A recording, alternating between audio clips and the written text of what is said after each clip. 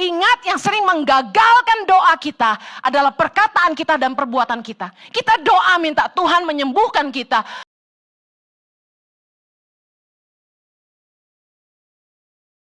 Terima kasih Tuhan. Kami percaya kuasa Roh Kudus-Mu bekerja di tengah-tengah kami. Kami percaya bahwa mujizat terjadi di tempat ini. Setiap doa-doa yang kami bawa di hadapan Tuhan, Tuhan mendengarkan. Bapak, kami datang dengan haus dan lapar akan Tuhan. Berbicaralah buat kami, tumpahkanlah isi hati-Mu. Baharuilah pikiran kami dan hati kami dengan kebenaran firman-Mu yang pasti memerdekakan kami. Tolong hamba-Mu Tuhan, karena sungguh tanpa Engkau hamba tidak mampu menyerahkan setiap menit-menit ke depan ke dalam pimpinan Roh Kudus sepenuhnya. Hanya di dalam nama Yesus yang siap diberkati Tuhan. Sama-sama kita katakan, amen, amen, amen. Silakan duduk kembali. Saya ingin menyapa juga jemaat online yang saat ini menonton ibadah secara live di rumah Anda masing-masing. Shalom buat Anda juga di rumah. Kami percaya Anda juga akan diberkati oleh kebenaran firman Tuhan. Amen. Ada sukacita? Luar biasa. Saya ingin cerita dulu sebelum saya masuk ke khotbah. Bapak Ibu yang belum pernah ikut trip ke Holy Land, angkat tangan. Punya kerinduan? Katakan sama-sama, Tuhan saya rindu. Tuhan itu lihat kerinduan hati kita, amen. Saya mau cerita sedikit aja tentang perjalanan di Mesir. Di abad ke-10 ya, Masehi, di Mesir itu pernah terjadi mujizat yang luar biasa, besar dan nyata. Tuhan membuktikan bahwa Dia hidup. Di zaman itu, kebanyakan masyarakat Mesir itu beragama Kristen Koptik. Ya, mirip-mirip Katolik. Jadi kalau saya lihat itu perpaduan antara Kristen dan Katolik. Nah, mereka yang orang-orang Kristen itu selalu ada tato salib di bawah tangan mereka sini. Nah, di zaman abad ke-10 itu ada kekhalifahan, susah banget nyebutnya, kekhalifahan dari sekte Fatimiyah yang menyebarkan agama Islam di Mesir. Nah, waktu itu orang Kristen ditekan. Mereka dikasih ultimatum 3 pilihan. Karena apa? Karena di dalam Matius 17 ayat 20 di Alkitab dikatakan gini. Sebab aku berkata kepadamu, sesungguhnya sekiranya kamu mempunyai iman sebesar biji sesawi, saja kamu dapat berkata kepada gunung ini, pindah dari tempat ini ke sana, maka gunung ini akan pindah dan takkan ada yang mustahil bagimu. Nah, disuruh oleh kekhalifahan Fatimiyah ini untuk orang Kristen di Mesir membuktikan kebenaran ayat ini. Mereka dikasih ultimatum 3 poin. Yang pertama, seluruh umat Kristiani di Mesir harus bisa membuktikan kebenaran ayat ini. Kalau tidak, yang pertama mereka harus pindah agama dari Kristen ke Islam. Nah, yang kedua, apabila mereka ngotot mempertahankan agama mereka, mereka harus keluar dari tanah Mesir pindah ke negara lain. Yang ketiga, kalau poin nomor 1 dan 2 ini tidak dipenuhi, maka mereka harus berhadapan dengan pedang yang artinya orang Kristen harus mati. Orang Kristen ditekan sedemikian rupa dan saat itu ada seperti paus ya kalau di zaman Katolik, namanya Patriark Abram. Dia dipanggil oleh Fatimiyah untuk berdiskusi ini. Nah, lalu Patriark Abram mulai mengajak seluruh umat Kristen di Mesir untuk berpuasa selama 3 hari 3 malam. Mereka berpuasa dan berdoa. Setelah 3 hari puasa, mereka datang lagi ketemu sama Fatimiyah dan berkata, kami siap. Lalu mereka pergi ke pegunungan namanya Mukatam. Di Mesir ada pegunungan Mukatam. Nah, para kelompok Fatimiyah berdiri di sisi timur dari pegunungan Mukatam, sementara orang-orang Kristen di sebelah barat. Nah, kemudian mereka mulai berdoa. Mereka menyerukan dalam bahasa mereka, Kyrie eleison, Kyrie eleison. Mereka artinya Tuhan kasihanilah kami. Ya, kalau agama Katolik kan ada lagu Tuhan kasihanilah kami ya. Nah, mereka terus menyerukan itu selama 400 kali. 100 ke arah timur, 100 kali ke arah barat, 100 kali ke arah utara, 100 kali ke arah selatan. Selama 400 kali mereka terus sebutkan Tuhan kasihanilah kami. Lalu mereka sujud. Semua bangsa Kristen sujud. Kemudian Patriark Abram memberikan tanda salib ke arah Gunung Mukatam, tiba-tiba mujizat terjadi.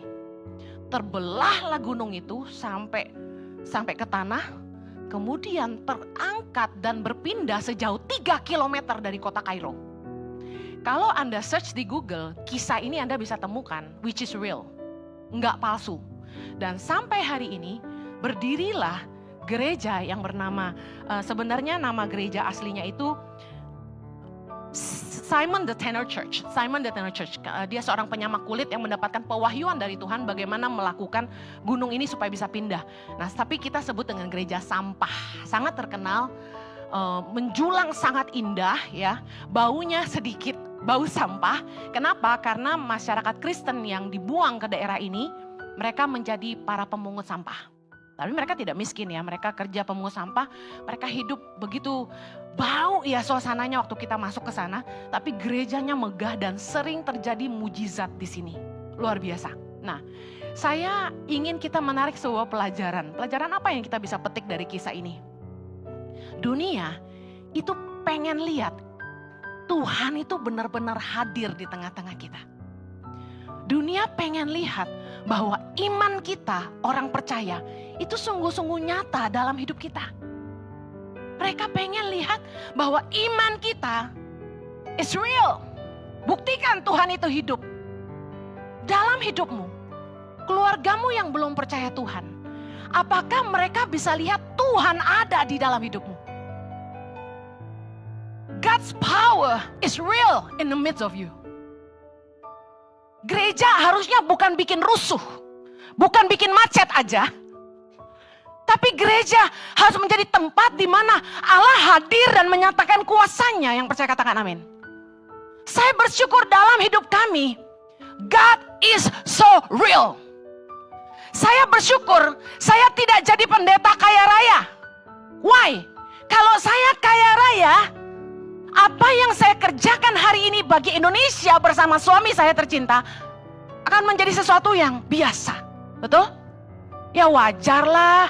Hari ini Tangan Pengharapan memberi makan 7.500 anak-anak di 100 centers di seluruh Indonesia.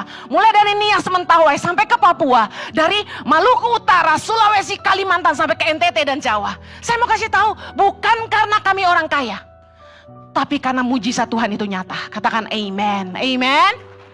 Haleluya. Iman orang percaya harus nyata di tengah-tengah dunia. Karena itu saya mau bilang ini, iman kita harus nyata dalam hidup kita, dalam perkataan kita dan perbuatan kita. Mari lihat sama-sama Markus 11 ayat yang ke-22, kita baca sama-sama. Markus 11 ayat 22, 3, 2, 1. Yesus menjawab mereka, percayalah kepada Allah. Aku berkata kepadamu, sesungguhnya barang siapa berkata kepada gunung ini, beranjaklah dan tercampaklah ke dalam laut, asal tidak bimbang hatinya, tetapi percaya bahwa apa yang dikatakannya itu akan terjadi, maka hal itu akan terjadi baginya. Ayat 24. Karena itu aku berkata kepadamu, apa saja yang kamu minta dan doakan, percayalah bahwa kamu telah menerimanya, maka hal itu akan diberikan kepadamu. Ayat 25. Dan jika kamu berdiri untuk berdoa, ampunilah dahulu sekiranya ada barang sesuatu dalam hatimu terhadap seseorang, supaya juga Bapamu yang di sorga mengampuni kesalahan-kesalahanmu. Demikianlah firman Tuhan. Yang percaya katakan amin. Ketika kita berdoa, firman Tuhan berkata, percayalah. Setelah berdoa, kita harus percaya. Mulai perkatakan kepada gunung-gunung persoalan kita, tercampaklah ke laut. Tahukah Anda bahwa ucapanmu adalah doa? Seringkali yang menggagalkan doa kita adalah perkataan kita sendiri dan perbuatan kita sendiri. Orang bukannya percaya, tapi malah membicarakan masalahnya kemana-mana. Saya kasih contoh. Ketika kita berdoa, kita minta Tuhan menyembuhkan kita. Kalau kita sakit, kita berdoa. Firman Tuhan berkata, percayalah. Apa yang kita harus percaya? Tadi firman Tuhan dalam ayat 24 berkata begini, Karena itu aku berkata kepadamu, apa saja yang kamu minta dan doakan, percayalah bahwa kamu telah menerimanya. Apa yang kita harus percayai? Katakan, aku telah menerimanya. Maka hal itu akan diberikan kepadamu. Nah, kita sebenarnya sudah terima jawaban doa belum? Belum, not yet. Tapi kita harus percaya bahwa kita sudah menerimanya. Nah, waktu kita berdoa minta Tuhan menyembuhkan penyakit kita, harus dengan iman. Tiap hari kita bilang, saya sudah sembuh. Sudah sembuh belum? Belum, tapi kata firman Tuhan, percayalah kamu sudah menerimanya. Tiap hari bilang, saya sudah sembuh. Puji Tuhan, saya sudah sembuh. Puji Tuhan, saya sudah sembuh. Dan kalau berdoa harus berbeda. Bukan lagi meminta, tapi bersyukur. Tuhan terima kasih, saya sudah sembuh. Tuhan terima kasih, oleh bilur-bilur kuasa darahmu saya sudah sembuh. Terima kasih, oleh bilur-bilur kuasa darahmu saya sudah sembuh. Bukan sebaliknya. Ingat, yang sering menggagalkan doa kita adalah perkataan kita dan perbuatan kita. Kita doa minta Tuhan menyembuhkan kita. Jehovah Rafa, bilur-bilur kuasa darahmu menyembuhkan aku. Tapi kita cerita kemana-mana. Aduh bro, gua sakit ini bro. Gua sakit itu bro. Aduh bu, saya tuh ada penyakit ini. Aduh bu, udah menaun. Aduh bu, saya tuh sakit ini, sakit itu loh. Kenapa kita senang membicarakan penyakit kita daripada memperkatakan iman kita? Why? Karena kita self pity, mengasihani diri sendiri. Kita senang orang kalian, orang kasihan sama kita. Saya kasih tahu, the enemy of faith is self pity. Musuh dari iman adalah mengasihani diri sendiri. Do not embrace your disease. Jangan malah, aduh aku sakit ya. Aku sakit ya. Kasihan deh aku. No. Anda harus berkata, Tuhan terima kasih aku sehat. Makin tua makin sehat. Makin tua makin segar. Makin tua makin subur. Amen. Jangan heran nenek-nenek punya baby lagi nanti. Gawat. Jangan malah ngomongin masalah. Waktu saya baru nikah sama suamiku yang terganteng sedunia ini. Kami nikah itu 01, 02, 03. Kami belum punya anak. Kurang lebih 2 tahun. Saya pernah khotbah ini. Biasalah orang gereja itu kepo. Mau tahu aja. Selalu nanya gini. Kok nggak jadi-jadi? Kapan punya anak? Kapan jadinya? Wah, Jojo kurang jago nih. Gitu. Kurang tokcer nih. Tiap kali saya diledekin, saya selalu jawab dengan perkataan iman. Nanti langsung 2. Benar. I never change my words. Orang kalau tanya saya, kapan Bu Heni punya anak? Nanti langsung 2. Hen, lu kok belum punya anak? Nanti langsung 2. Mertua udah mulai meragukan kesuburanku. Dia kagak tahu gue kayak kucing. Sekali langsung jadi gitu ya. Saya bilang, don't worry mam. Emang kita jaga. Emang kita mau pacaran dulu. Tapi kan lu gak cerita kemana-mana. Suami saya pakai pelindung. Malu kan? Jadi kita selalu jawab, tenang nanti langsung 2. Langsung 2. 2 anak cukup katanya. Saya kasih tahu, saya hamil. Dan langsung 2. Amin. Namanya Chloe dan Zoe. Terjadilah sesuai dengan imanmu. Jangan ngomong yang sia-sia. Kata dokter, saya kayaknya udah stadium 8. Apaan tuh? Ada seorang ibu-ibu lucu. Pergi refleksi. Tukang refleksi kan sok tahu. Tuh abang belajar dari Sinse. Dia pencet jempol kita. Sakit ya bu? Wah ibu suka sakit kepala. Kelingking. Banyak mikir ya bu? Bawa dikit lambung. Ada asam lambung? Iya kita bilang ya kan? Terus ada yang diginiin. Wah ini gak benar deh. Kok ibu sakit semua nih? Ibu kena lupus dia bilang. Wah ibunya ketakutan. Pulang-pulang ketemu suami nangis. Papa. Kata tukang refleksi aku kena lupus. Kan dodol. Masa lu aminin kata tukang refleksi? Coba suami-suami yang istrinya tuh gampang baperan dan sensitifan dan dengerin omongan yang gak perlu. Pandang tatap matanya. Punya iman dong kamu. Tiap kali Anda lihat istrimu, tiap kali Anda lihat suamimu bilang gini, kamu sehat, Jojo tatap istri. Kamu sehat, kamu panjang umur, kamu awet muda, kamu bijaksana, kamu penuh hikmat, nggak suka marah-marah. Amen. Tambah satu, royal sama istri. Lupa gue. Haleluya. Harus dengan iman dan harus isinya tuh doa. Jangan tiap kali, emang tuh Bu Heni di depan suaminya. Suami saya tuh rese. Udah gitu gak perhatian. Udah gitu belain temen. Udah gitu gak sayang sama saya. Udah gitu gini. Hati-hati loh. Perkataanmu adalah doa. Suami saya kalau kesel sama saya, dia pegang kepala saya dengan greget. Heni lemah lembut, Heni penurut, Heni anak baik. Apa mau bilangin aku? Awet muda, penuh hikmat, lemah lembut perkataannya gitu. Curahan hati suami. Tapi gak apa-apa. Daripada kita jelekin suami kita, istri kita kemana-mana, lebih baik perkataan kita adalah doa. Amen. Jangan malah ceritain yang buruk tentang pasangan kita ke anak-anak kita. Saya udah pernah ngomong, jangan rusak citra diri papahnya di hadapan anak-anaknya. Karena anak-anak itu butuh punya figur bapak yang baik, supaya dia percaya dia punya Tuhan yang baik. Amen. Jangan malah jelekin papahnya. Emang papa lu tuh. Not good. Watch your mouth. Amen. Waktu kita doa, Tuhan, pulihkan pernikahan kami. Look at yourself. Anda berdoa minta Tuhan pulihkan pernikahan Anda. Tapi apakah perkataan Anda berubah?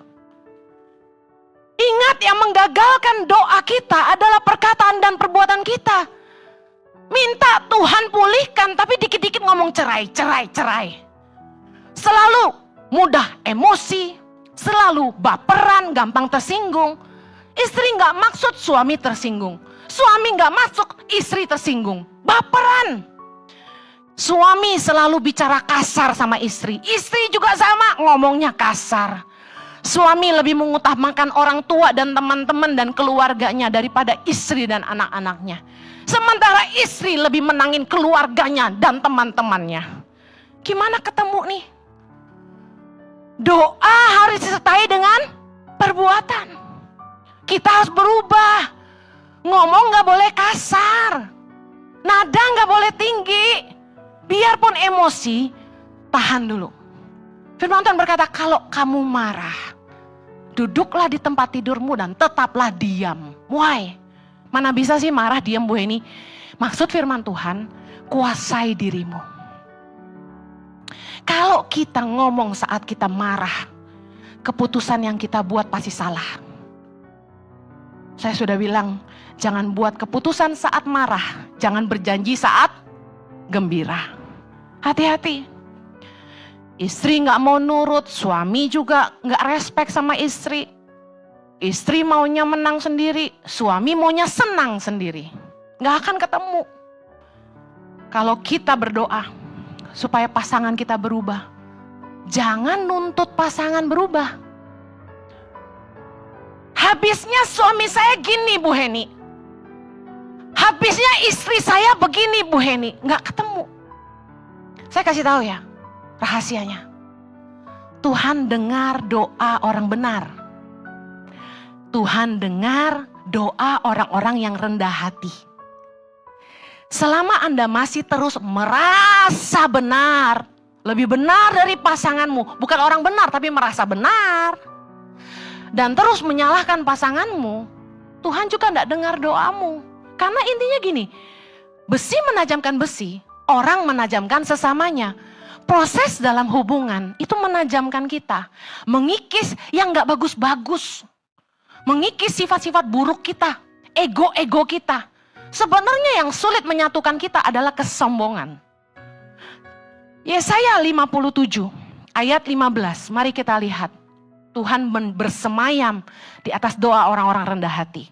Sebab beginilah firman yang maha tinggi dan yang maha mulia, yang bersemayam untuk selamanya dan yang maha kudus namanya. Sama-sama, aku bersemayam di tempat tinggi dan di tempat kudus, tetapi juga bersama-sama orang yang remuk dan rendah hati, untuk menghidupkan semangat orang-orang yang rendah hati, untuk menghidupkan hati orang-orang yang remuk. Lihat, kalau Anda sombong, Tuhan bersemayam gak di situ?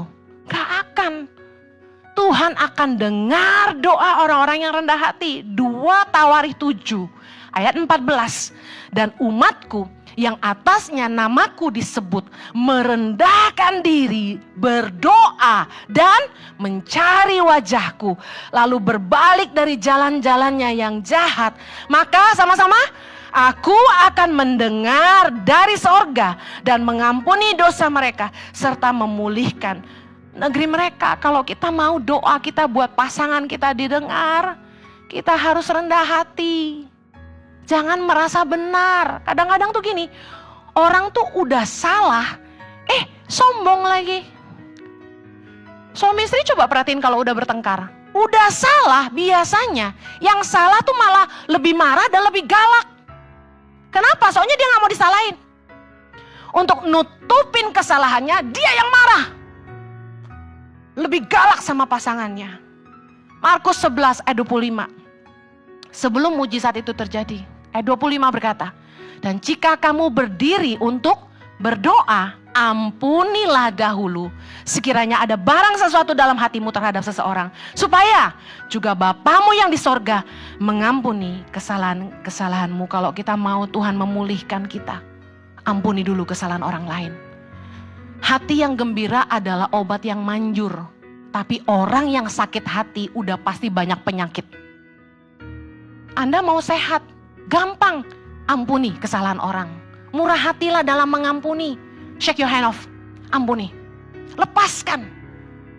Supaya hatimu damai sejahtera, hatimu gembira. Itu obat yang manjur. Anda minum vitamin, obat yang banyak, mahal juga. Kalau hatimu jahat dan selalu penuh kepahitan, Anda selalu sakit. Ayo, miliki hati yang gembira. Rugi sakit hati, Anda minum racun sendiri. Yang berikutnya, apabila Anda mau Tuhan memulihkan usahamu, dengar baik, Anda harus bertobat sungguh-sungguh. Iman harus diikuti dengan tindakan. Ayub 22 ayat 23, kita baca sama-sama. Apabila engkau bertobat kepada yang maha kuasa dan merendahkan diri, apabila engkau menjauhkan kecurangan dari dalam kemahmu, kita lompat ke ayat 27. Jikalau engkau berdoa kepadanya, ia akan mengabulkan doamu dan engkau akan membayar nazarmu. 28. Apabila engkau memutuskan berbuat sesuatu, maka tercapai maksudmu dan cahaya terang menyinari jalan-jalanmu, karena Allah merendahkan orang yang angkuh tetapi menyelamatkan orang yang menundukkan kepala. Saya kasih tahu, meskipun Anda pandai, Anda pengalaman, rajin kerja, sering minta didoain sama hamba Tuhan, bahkan mungkin Anda suka nabur, saya kasih tahu, kalau dalam berbisnis Anda nggak bersih, nggak jujur, nggak hidup dalam kebenaran, orang yang mengandalkan Tuhan adalah orang yang berbuat benar, bisnisnya benar, karena dia ngandalin Tuhan, karena Tuhan nggak akan terlibat ketika kita nggak hidup dalam kebenaran. Kalau Anda tidak hidup dalam kebenaran, apapun yang Anda lakukan tidak akan disertai Tuhan. Bu Heni, banyak orang jahat gak kenal Tuhan tapi kaya. Yang bisa ngasih kaya itu 2. Tuhan atau setan. Kalau Tuhan yang memberkati, ujungnya bahagia. Amen. Tapi kalau setan yang kasih, ujungnya sengsara. Anda pilih mana? Cerita hidup orang belum selesai. Jangan telan omongan yang berkata, berkat Tuhan, kekayaan adalah tanda penyertaan Tuhan. Saya kasih tahu, Yesus tidak pernah nawarin kekayaan. Yesus berkata, barang siapa ingin mengikut aku, harus menyangkal dirinya, memikul salibnya, dan ikut aku. Yesus berkata, serigala punya liang, dia tidak punya tempat untuk meletakkan kepalanya. Tuhan tidak pernah menawarkan kemewahan. Adakah di Alkitab ditulis Yesus rumahnya 5 lantai? Yesus naiknya Mercy S-Class terbaru? Yesus rumahnya ada kolam renang? Bajunya Gianni Versace? Tasnya Louis Vuitton? Chanel? Gak ada. Listen up. Doktrin-doktrin yang mengajarkan teologi kemakmuran enggak alkitabiah. Orang sehingga saling salah kaprah bahwa tanda perkenanan Tuhan hanya kaya. Padahal tanda penyertaan Tuhan itu ini. Kamu diberi karunia menikmati hidup. Dan Tuhan membuat kamu lupa sama umurmu. Saking dia mengenyangkan hatimu dengan kebahagiaan. Amen. Mau kaya, mau miskin, mau sederhana. Kalau engkau bisa hidup damai sejahtera, sehat, gak perlu makan obat. Anak-anakmu bisa sekolah sampai selesai. Bisa jadi orang yang berguna buat bumi pertiwi. Saya kasih tahu, kamu diberkati. Berapa banyak kita baca di detik.com. Tukang sapu jalan lah, tukang sate, tukang bakso, anaknya jadi dokter. Lah kita yang mungkin duitnya lebih banyak dari dia, emang kita punya anak dokter semua? Belum tentu. Terus Anda mau bilang, Anda kaya, Anda lebih diberkati daripada tukang sate yang anaknya jadi dokter? Saya kasih tahu, keluarga yang bahagia, anak-anak yang takut Tuhan, kesehatan yang melimpah, kebahagiaan dan damai sejahtera adalah penyertaan Tuhan yang luar biasa. Amen. Jangan semata tuh hidup ini selalu diukur dengan harta. Uang bisa dicari, damai sejahtera, sukacita, kesehatan itu berkat Tuhan. Punya pasangan yang sayang sama kita, yang baik, yang setia sama kita, itu berkat Tuhan. Yang setuju katakan amin. Kalau Anda ingin Tuhan memulihkan usahamu, keluargamu, dengar baik, doamu harus disertai dengan tindakan. Berkata-katalah yang benar, bisnislah dalam kejujuran.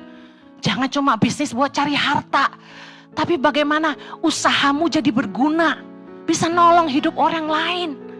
Miliki tujuan yang lebih besar dari sekedar menjadi kaya. Remember, satu hari nanti kita akan mempertanggungjawabkan hidupan kita di hadapan Tuhan. Kita masing-masing. Tuhan gak tanya hartamu berapa. Yang Tuhan tanya, berapa banyak jiwa-jiwa yang kamu udah bawa ke surga? Berapa banyak jiwa-jiwa yang kamu sudah tolong keluar dari dosa dan hidup dalam kebenaran? Apakah kita setia dengan apa yang Tuhan percayakan di tangan kita? Kamu kerja apa hari ini? Apakah engkau melakukannya dengan sepenuh hati? Seperti untuk Tuhan dan bukan untuk manusia. Mari hidup mengandalkan Tuhan. Lakukan kebenaran firman Tuhan. Saya mau akhiri. Ulangan 11 ayat 13. Sama-sama yuk. Jika kamu dengan sungguh-sungguh mendengarkan perintah yang kusampaikan kepadamu pada hari ini, sehingga kamu mengasihi Tuhan Allahmu dan beribadah kepadanya dengan segenap hatimu dan dengan segenap jiwamu, maka Ia akan memberikan hujan untuk tanahmu pada masanya. Katakan amin. Hujan awal dan hujan akhir, sehingga engkau dapat mengumpulkan gandummu, anggurmu dan minyakmu, dan Ia akan memberi rumput di padangmu untuk hewanmu, sehingga engkau dapat makan dan menjadi kenyang. Yang percaya katakan amin. Yakobus 2 bilang gini, iman tanpa perbuatan pada hakikatnya mati. Ayat 17 berkata, jika iman itu tidak disertai perbuatan, maka iman itu pada hakikatnya adalah mati. Mari periksa dirimu. Apakah imanmu sejalan dengan perkataan dan perbuatanmu? Seringkali yang jadi batu sandungan buat orang-orang di sekitar kita adalah ketika orang Kristen gak bisa mempertanggungjawabkan omongannya.